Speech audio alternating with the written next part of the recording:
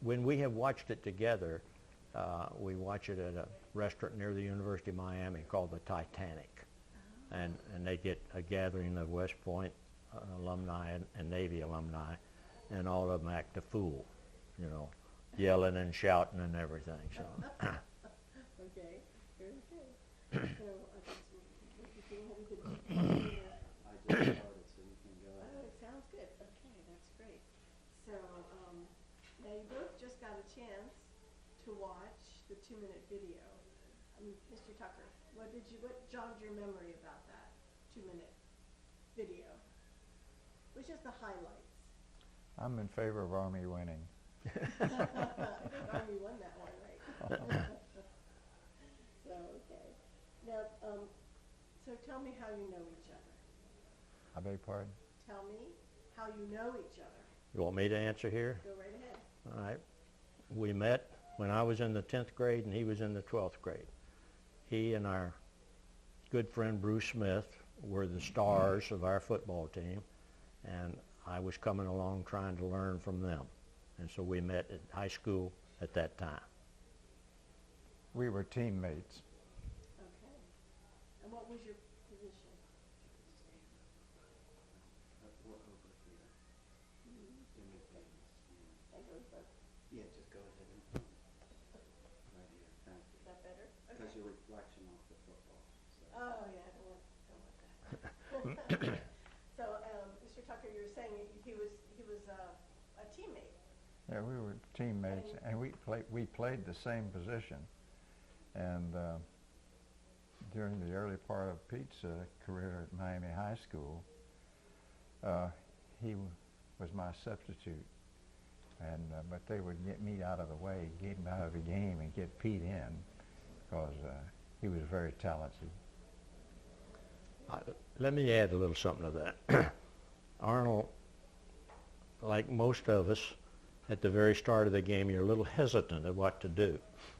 And so Arnold would be a little hesitant at the start, and our coach would take him out, and being his backup, I got to go in at the beginning of most of the games. The coach would take him out and really get after him, chew him out good. Then he'd put him back in, so I was only in for a few plays. And from that time on, Arnold lit the field up, because he was mad then, I guess, and he did well from that time on. Is that your recollection too?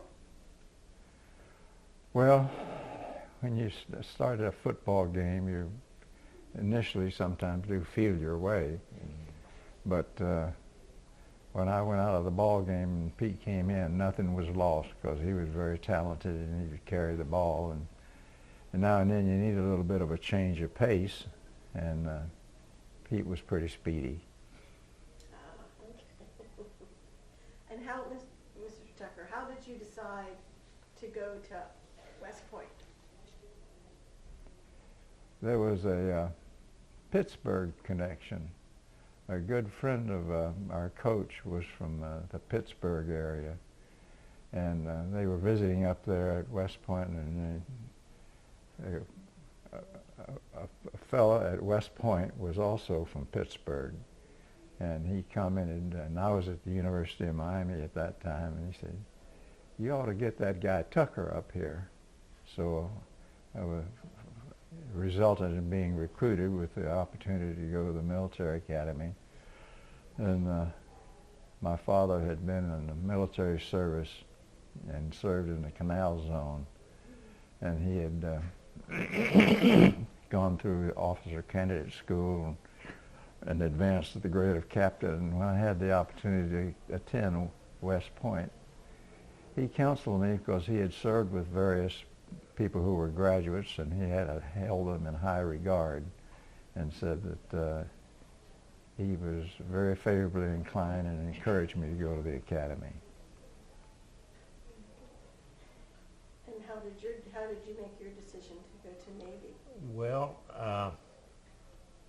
with Arnold at West Point, and as I mentioned, Bruce Smith at Navy, I felt like that I had a contact at both locations. I wasn't as heavily recruited to go, because they seemed to have a lot of other people, athletes that they considered that they wanted to recruit above me. So I had just about decided to go to Duke University and consider what I wanted to do. I wanted to be a doctor, go through medical school. So I talked with several successful gentlemen here in Miami for their advice. And just about all of them said, if you get an opportunity to go to one of the service academies, don't pass it up. Mhm. So that's when I changed my mind and went to Navy. That's great. So tell me a little bit about playing football tell me about playing football at West Point.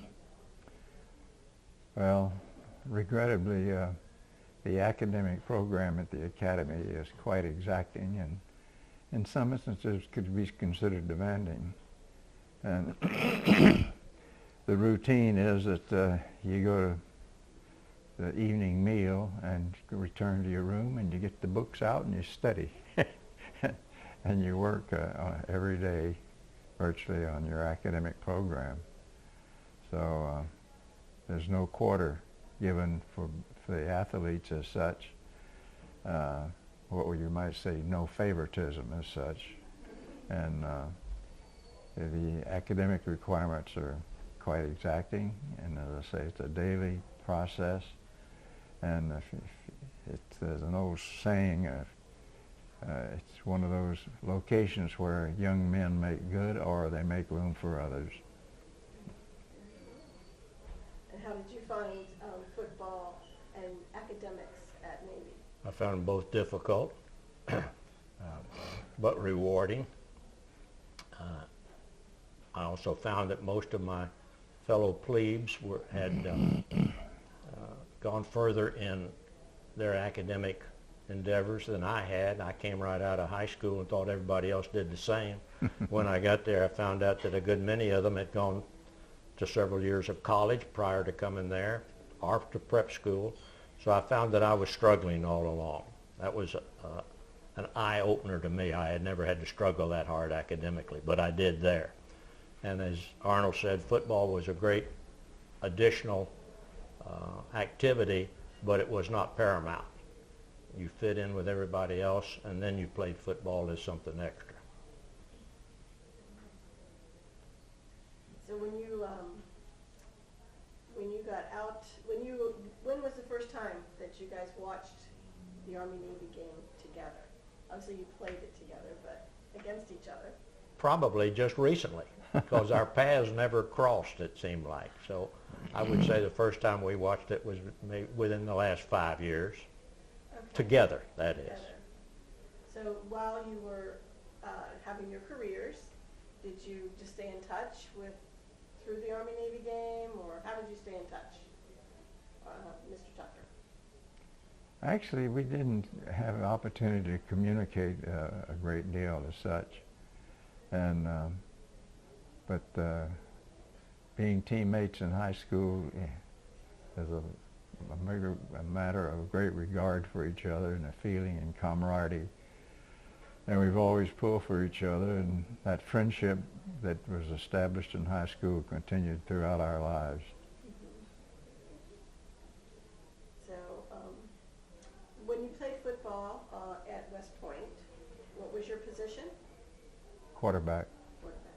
So in 1946, that was your position in that game. And Mr. Williams, what was your position? Well, it was called left halfback, which nobody would understand hardly today. So at the most, probably the best description to match today's jargon would be running back. But in those days also, we played both offense and defense. That was before the so-called two-platoon system got into existence. So we also had to play defensive back, both of us. And then in that 1946 game, as you were, how confident Mr. Tucker was Army going into the 1946 game? Because they were favored, I believe. Is that right? The Army game? Yeah, they were favored big time. Well, we had Blanchard and Davis, Each one received the Heisman Trophy. I think Blanchard received it our junior year, and Glenn Davis his senior year. And as an Army quarterback, I had that tough decision to make of which one of these Heisman Trophy guys to give the ball to.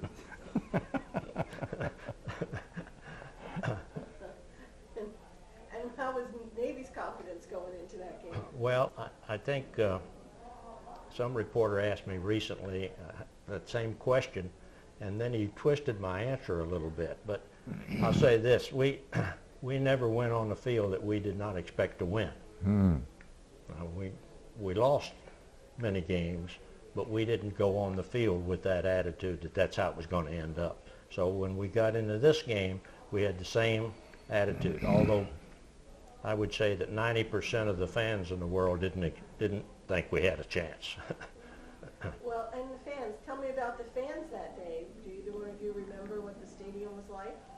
Oh yeah, I remember very definitely. That was in an era where you didn't have that big a college game with that many people. Every year at Army-Navy game in that time was played in Philadelphia at Philadelphia's Municipal Stadium, and there was over 100,000 people at each one of those games.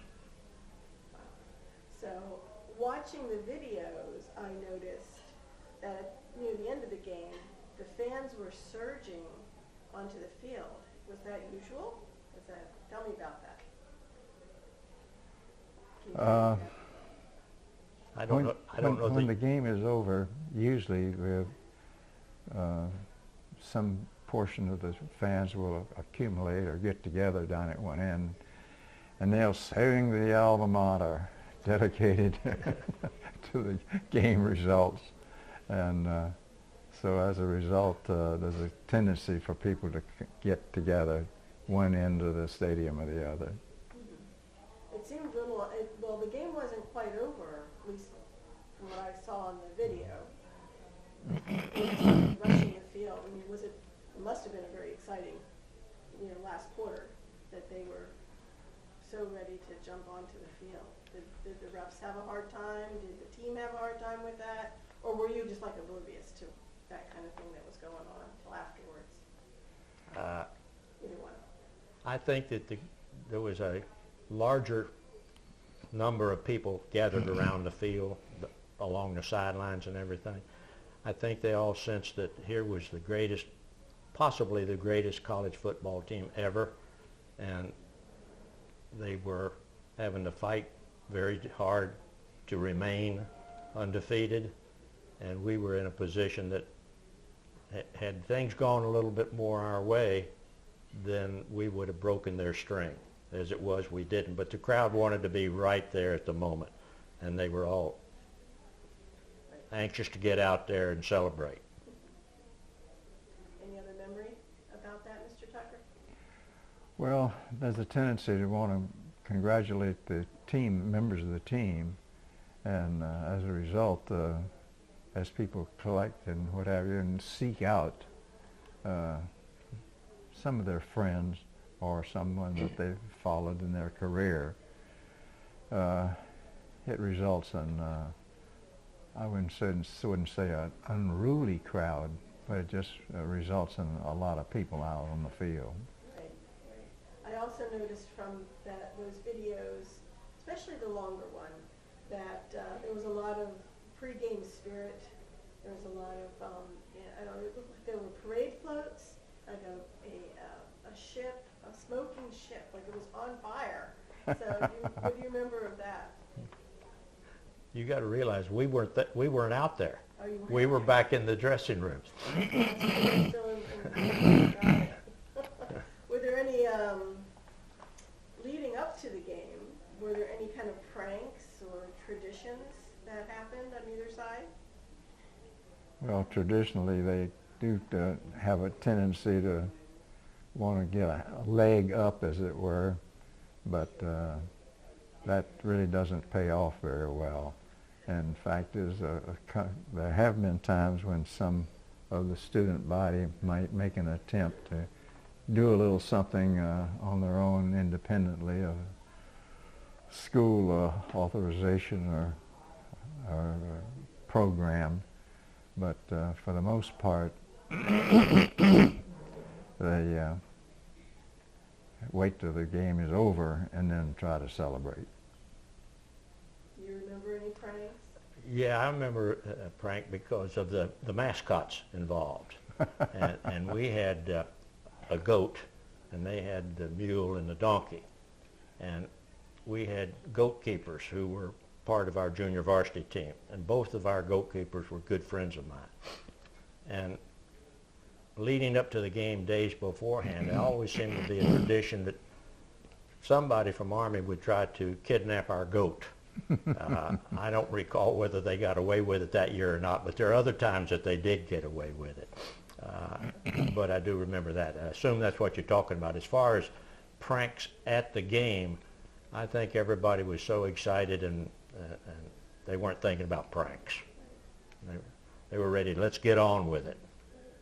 And so, okay, and then pregame, you know, leading up to the game, and at the game, you know, what kind of traditions were they? So like today, I think, you know, there's like a prisoner exchange, or what we call prisoners. See that they've come for the Army's been here for the first semester, and then there's I guess that's what it is, prisoner exchange. And then, you know, I guess today we see you know, the blue and gold. Were those the same kind of traditions that you had then? Well, you have to remember too that usually the president will attend the game, and he'll sit on one location for a half, and then change and sit on the other side for the last half of the game. So cadets and midshipmen have a responsibility to sort of mind their manners when the boss man's close by. Anything fun that happened when the president was on your side? Well, the student body and the fans, of course, are quite boisterous with regard to supporting their team, and they're very active in that regard. But no hanky-panky. Yeah, you didn't hear any good stories about that, huh? Because you weren't sitting on that side, because you were on the field, right? Right. Right. So I'm not certain that you did sing the blue and gold at the end of the game. So were there any other kind of traditions? Did you line up and shake each other's hands and say good game, you know, like our kids do today, or was there anything like that? No. No, it was just the end of the game? At the end of the game, you sell your opponents out to say goodbye to them and everything like that, congratulate the winner.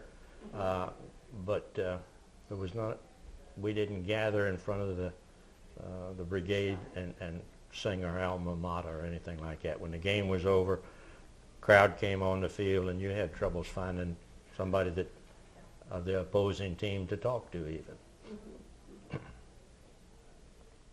You got to remember too that some of the members of the Corps of Cadets at West Point and the midshipmen of the Navy were very close friends.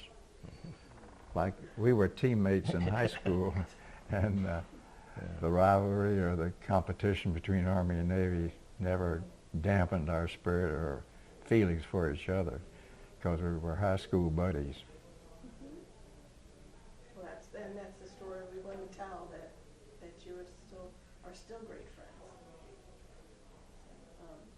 And so on that day when you were on the field, were there any challenging conditions? Was it windy, muddy, cold, rainy, snowy? It was cold. That's all I remember. It was cold every year at that thing. Coming from South Florida to Philadelphia is cold.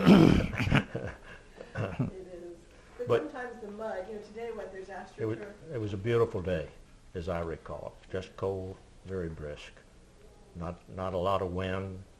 Not rainy, muddy, nothing. Am I correct? You remember it that way? Go Army. So,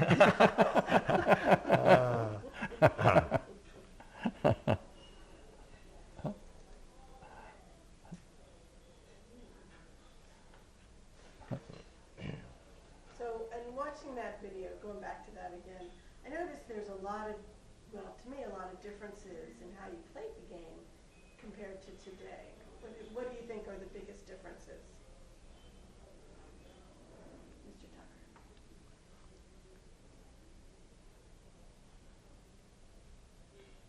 Well, coaches just hate to lose, particularly a game like that draws as much favorable comment and attention nationwide. And there's just a lot of spirit and determination, and the individual players play with a spirit of doing and giving their best. So, but it's on a gentlemanly basis. No, I like to use the term clean play, but I've never experienced anything on the football field in an Army-Navy game that was unbecoming or underhanded. Sometimes in the play, and people, you know, big mass of players going down, they might give you a little fist in the tummy or something, but in an Army-Navy game, that doesn't happen. And your observation? Well, the biggest change that I can see is what we now have, we call two-platoon system. We didn't have it when we were playing there. You played, as I mentioned earlier, offense and defense. Today, people run on and off the field for one play. So I think that's a big difference right there. There's a certain amount of stamina that was required of you in those days, where today if you get tired, you signal sideline, run off, somebody else comes home. So I think that's a big difference in it. I think the athletes today in general are bigger, quicker, but they also have a regimen, a training routine at their school that brings that about. We didn't have the time for all of that. We were involved in academics maybe more so than the athletes are today, except those athletes that are still at the two academies. They have to go through that same routine.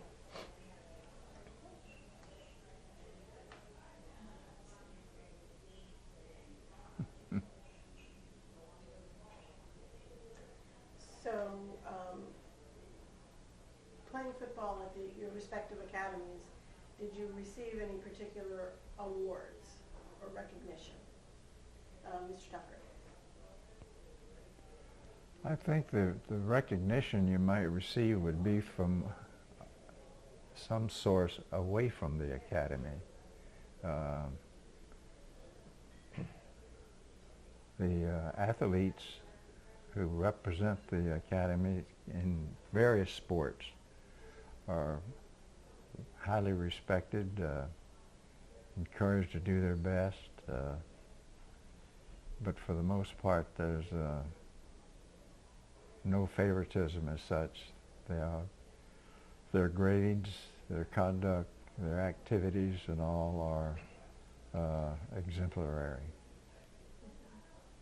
So no awards like the Heisman. Were there comparable awards like that? Different awards? He's been very humble. He received the Sullivan Award, which is for the outstanding amateur athlete, I believe, in the country. Okay. Something of that level anyway, and Arnold received that. I'm sure that there are other awards that he received that are not coming to my mind right now, but that would be the epitome as far as I'm concerned. With respect to me, I didn't get any rewards. I did get invited to 2 postseason all-star games, which kind of helped me feel a little bit better about myself as a result, but no other awards. Okay. Did that jog your memory? Any other awards? Mr. Tucker? Well, they told me I was going to receive the Sullivan Award, and I think it's quoted as the individual who did the most to encourage sportsmanship. But yeah, when they told me I was going to receive it, I had to ask, what is it? And because the athletes are not looking for awards. What they're doing is they want to represent their school, perform well, and be successful on the field. And I would add, and win. As the saying goes, win, baby, win. Very important.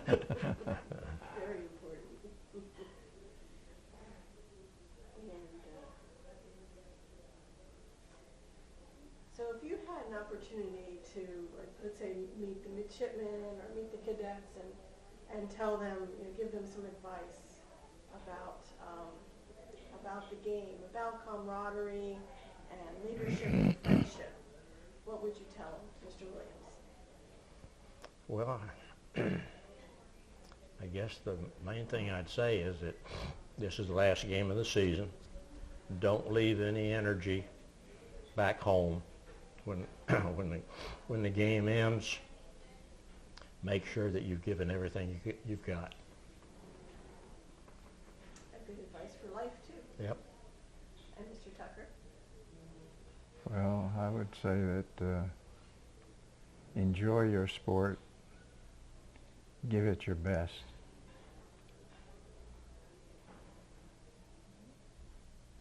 Enjoy your life, give it your best too, right? And what would you like your fellow alumni from your respective schools to know about you? What's like the most important thing to know about you?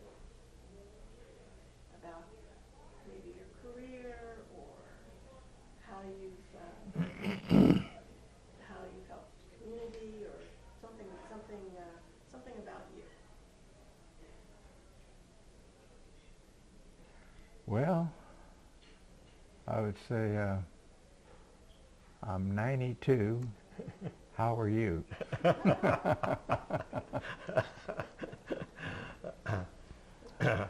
Well, I never thought about what I wanted other people to think of me. I felt like they're going to evaluate themselves, so forth. I just want them to think that I tried to maintain the high level of life that we were taught. And I don't think I asked you about your careers. What did you do after the Navy? After the Navy, I went back to school, graduate school at the University of Florida. Got a graduate degree in civil engineering, and I eventually ended up starting my own little construction company and built highway bridges in the state of Florida for 26 years. Then as a hobby, I refereed college football games in the Southeastern Conference for 26 years. So that pretty much took all my time. That keeps you busy. Mr. Tucker, tell me about your career and the Army. Well, it seemed there was a general feeling that you can't get really too much education or qualifications professionally. So I went to George Washington University and got a master's degree. And I would just encourage the people to equip themselves in terms of education to, well, just don't quit when you get out of school. Continue to look forward to those things that you can enhance your career and you can make a greater contribution to the country. Did you retire from the Army? I went to the Air Force pilot training and was in strategic air command, the big bombers, and had occasionally to be assigned various places overseas where there were of national concern or interest. And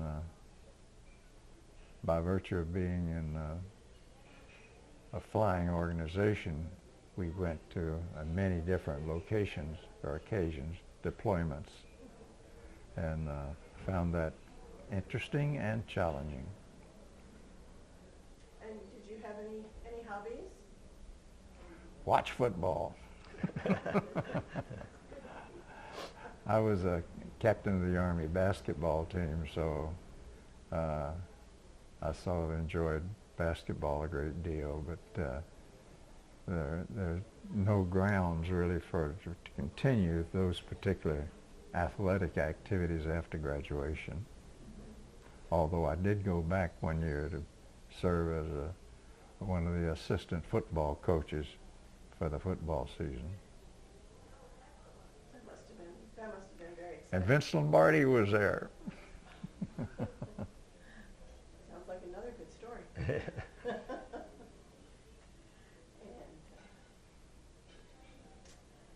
we're coming now down to the end. So what were you hoping that I would ask you today that I didn't cover? I don't know. It sounds to me like you've covered a lot of the subject. Pretty well covered the field. I don't know that I was anticipating anything further than what you've asked. And do you guys get to see any other alumni or classmates very often from your academies? Well, generally speaking, around the country, we do have graduate association organizations, and there is a social activity, and we have an opportunity to interact with other graduates, and many times old friends, and at the same time a number of new friends as well. There aren't a whole lot of my classmates that are still around and able to travel and so forth, but we do stay in touch through the internet, through emails and so forth, and telephone calls. So I would say yes, a reasonable number of my classmates and teammates we stay in touch with. South Florida is an excellent location. I have to agree. I've been loving my stay here. Well, I guess that wraps it up. I guess before we sign off, maybe go Army, or go Navy, beat Army, or go whatever.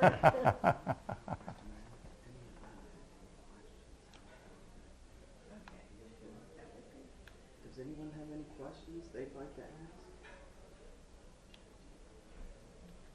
I have a question. Do you have any specific memories of plays that occurred in the 46 game? Yes, I've got a couple. 3, 4, 5, 6. There would be two of them. One of them that I think gave us a great impetus. Their All-American outstanding fullback by the name of Doc Blanchard. Army had the ball, as I recall, on about their 40-yard line with something like 4th down and 1 yard to go. And it wasn't near the end of the game. And they had been able to have their way all through the season. So they decided they were going to pick up the first down, give it to Doc, let him run right up the middle, only 1 yard to go. But he met our All-American center at the line of scrimmage. And not many people were able to do this to Doc. But our center was named Dick Scott, and he met him straight on and put him backwards. And they didn't make the first down. That picked our spirits up for the rest of the game. We had to give up the ball. And that's right. I think we went on and scored after that, and then it became a dogfight. I also remember one time when Arnold threw a pass, a little bit overthrown maybe, and I intercepted it. And I felt like here it is. On opposite teams this time, he threw the pass and I caught the pass. But that wasn't the way it was planned. So I remember those two things in particular. Do you have any memories? Well, Army-Navy game, all the players actually performed to the top of their ability, and no quarter given, none asked, and when the ball game's over, a lot of mutual respect for each other. Did you two ever meet in the years you were going to both academies on the field, as far as after or before the game? I don't think we did. Did No, we? there was never any opportunity during the academic year to be with each other. Now they have an exchange program where some of them would come down for a semester or something in exchange, but in that era that wasn't there. And I don't know about Arnold, but I was my nose was to the grindstone for 4 years. I didn't have time for anything except keeping my head above water. I don't know what they're doing today in terms of exchange programs, but when I was at one point in time, I went back and was on staff and in charge of a cadet company in the Corps of Cadets. But we did have an exchange program where some of our cadets would go down and spend, say, most of a week going to class with the Navy counterparts. So they got an exchange with regard to some knowledge of what the cadet midshipmen were doing on a daily routine basis.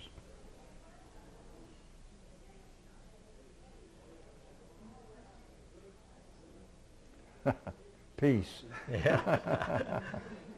Wait till next year. He's already put me on notice. Next year they're going to try to change his 14 years straight we win. He's going to change it next year. I never did ask you about how you felt about that. I'm sure maybe you're happy. Oh, I'm happy as I can be. It's overdue, but the results will have to be obtained on the field. That's right. All right. Good luck, Pete. Good luck to you. We're still friends, right, Arnold?